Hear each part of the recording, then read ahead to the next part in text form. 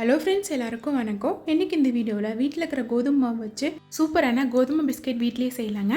இந்த பிஸ்கெட் செய்கிறதுக்கு ஓவன் தேவையில்லை, முட்டை தேவையில்லை, பேக்கிங் சோடா தேவையில்லைங்க. வீட்டில் இருக்கிற பொருளை வச்சு கடைகளில் கிடைக்கிற மாதிரி குக்கி வீட்லேயே செய்யலாங்க. எந்த இடத்துலையும் வீடியோவை ஸ்கிப் பண்ணாமல் பாருங்கள். வாங்க இந்த கோதுமை பிஸ்கெட் வீட்லேயே எப்படி செய்யலான்னு பார்க்கலாம். பிஸ்கெட் செய்கிறதுக்கு ஃபஸ்ட்டு மாவு ரெடி பண்ணிக்கலாங்க. அகலமான பாத்திரத்தில் அரை கப் உருக்கின வெண்ணெய் சேர்த்துக்கோங்க.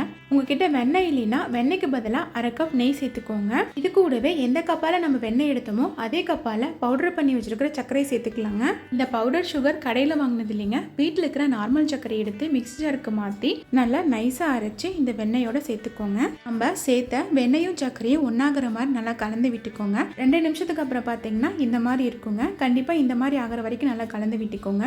இப்போ இதில் எந்த கப்பால் வெண்ணெயும் சர்க்கரை எடுத்தோமோ அதே கப்பால் 1 கப் கோதுமை சேர்த்துக்கோங்க. கூடவே கொஞ்சமாக உப்பு, 1/2 டேபிள் ஸ்பூன் சமையல் சோடா உப்பு, இட்லி மாவுக்கு போடுவோம் இல்லைங்க அந்த சமையல் சோடா உப்புங்க. என்கிட்ட வெண்ணிலா எசன்ஸ் இருக்கனால அது ஒரு மூடி சேர்த்துக்கிட்டேங்க. உங்ககிட்ட இல்லைன்னா அதை அவாய்ட் பண்ணிக்கலாம். அதுக்கு பதிலாக நீங்கள் 2 ஏலக்காவை தட்டி சேர்த்துக்கோங்க. இப்போ நம்ம போட்ட பொருள் எல்லாம் மாவோட ஒன்றாகிற மாதிரி நல்லா கலந்து விட்டுக்கோங்க.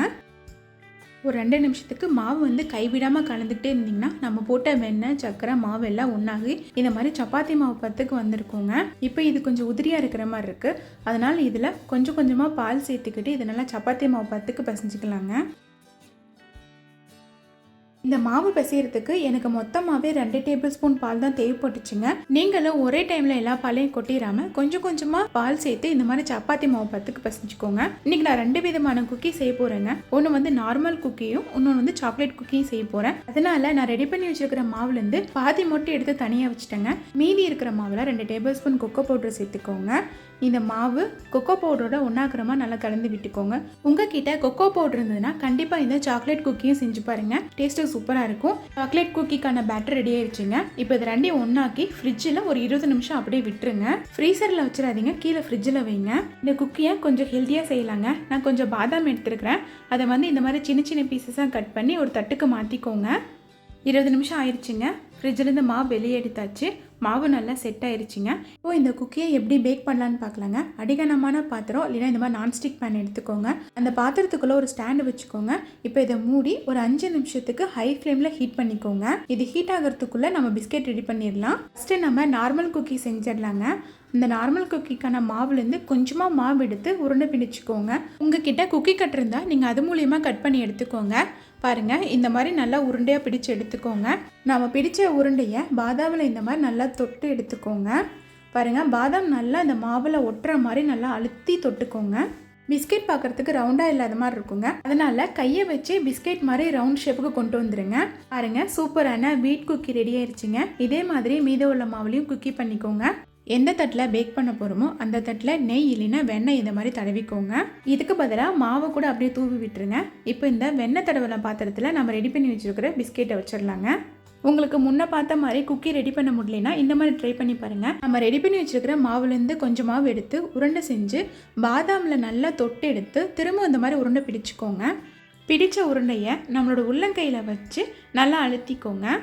பாருங்கள், விரிசல் இல்லாமல் சூப்பரான கோதுமை குக்கி ரெடி ஆயிடுச்சுங்க.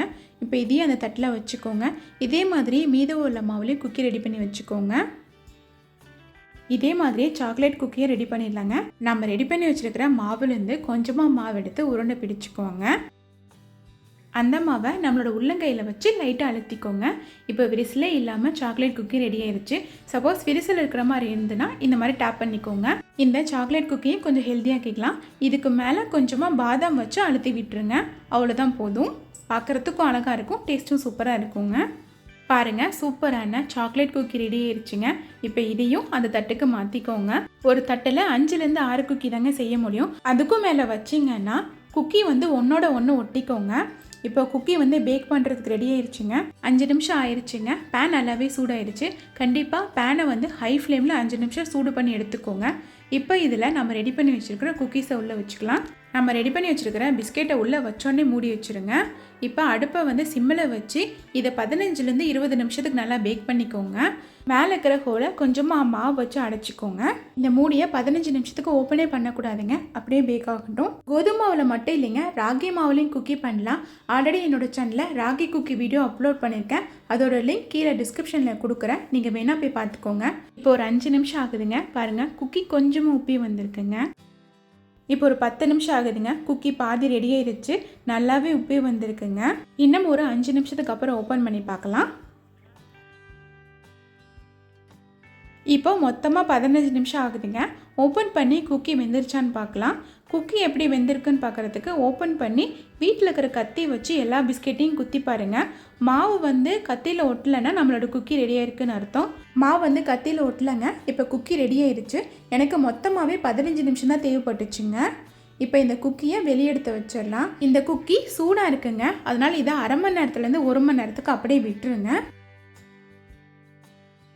1 மணி நேரத்துக்கு அப்புறம் பார்த்தீங்கன்னா சூப்பரான கோதுமை குக்கி ரெடி ஆயிடுச்சுங்க. பிஸ்கெட் நல்லாவே சூடாக ஆறிடுச்சுங்க.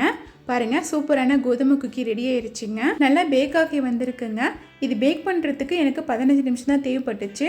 இதே மாதிரி தான் சாக்லேட் குக்கியும் சூப்பராக ரெடியாக இருக்குங்க.